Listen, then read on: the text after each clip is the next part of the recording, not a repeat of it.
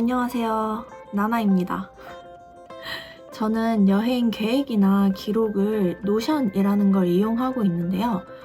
노션은 쉽게 생각하면 메모장 같은 건데 단순 기록뿐만 아니라 사진을 올릴 수도 있고 표도 만들 수 있고 PDF 등의 첨부 파일도 올릴 수가 있습니다. 그리고 데이터베이스라는 걸 활용하게 되면 수식이라든지 필터링 같은 고급 기능들도 활용할 수 있게 되는데 이게 굉장히 유용해요.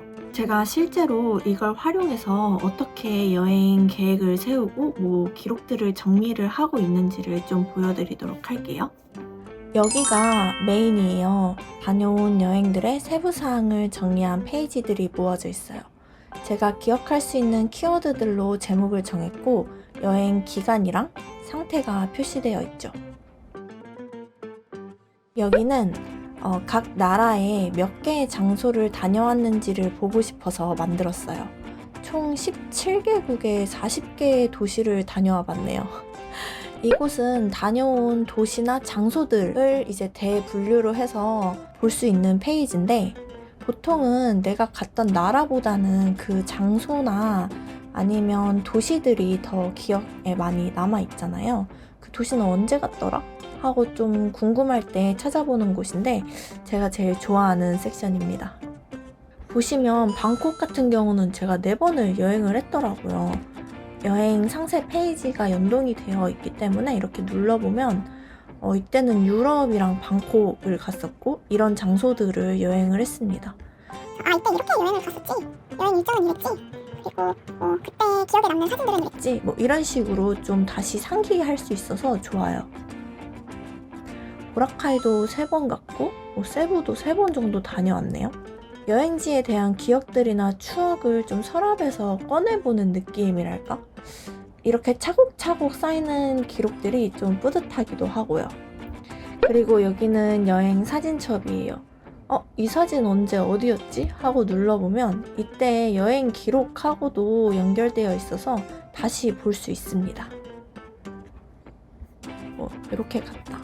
메인에 있는 내용들은 제가 일일이 입력시킨 건 아니고요. 처음에 이 여행 계획을 세울 때 여행 페이지 내에 정보를 한 번만 입력하면 자동으로 연결돼서 업데이트가 되게끔 관계형 설정을 해둔 거예요. 상세 페이지를 한번 들어가서 볼게요.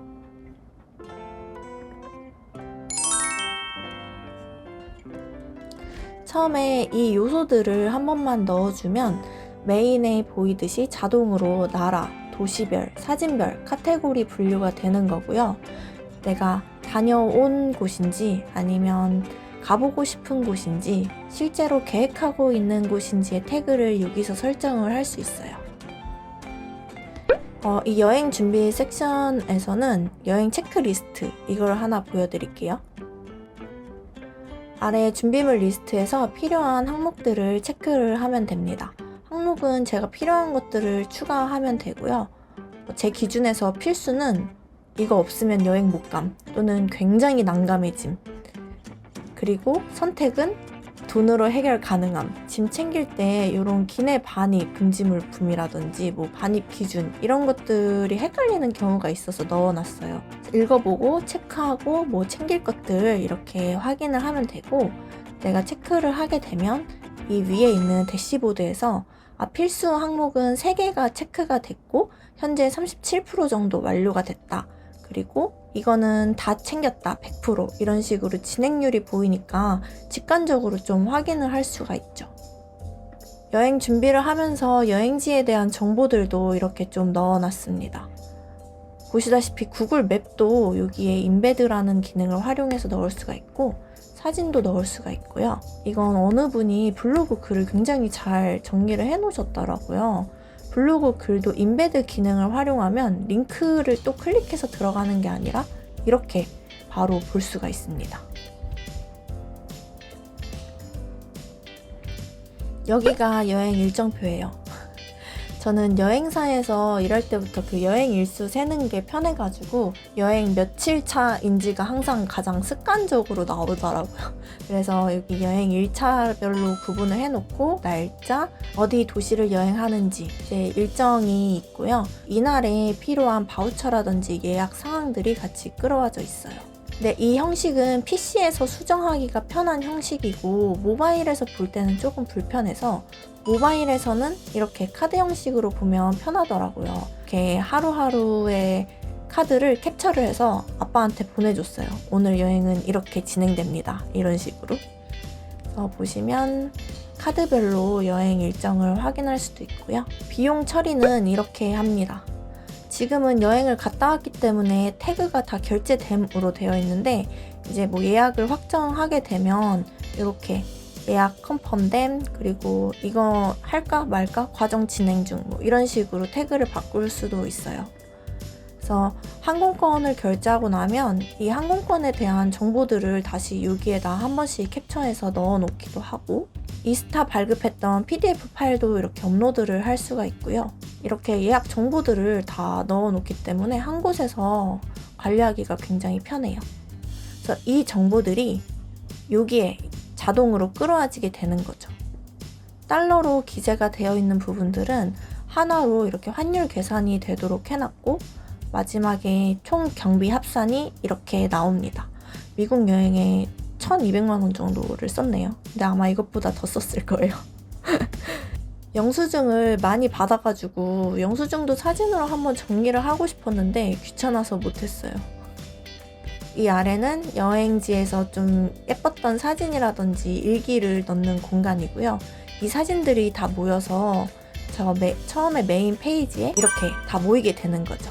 여행마다 좀 중요하게 생각하거나 신경 써야 할 부분들이 다르기도 해서 제 편이나 취향에 따라서 조금씩 구성이 달라요. 이게 또 노션의 장점인데 나한테 맞게끔 계속 커스텀할 수 있다는 거? 이때는 하루하루 환전해서 얼마씩 쓰는지가 너무 궁금해서 이때는 2700바트 썼고 이때는 390바트 썼고 이런 식으로, 그래서 환전을 이만큼 했고 환전액은 얼마나 썼고 이런 정보를 되게 잘 기재해 놓기도 했네요.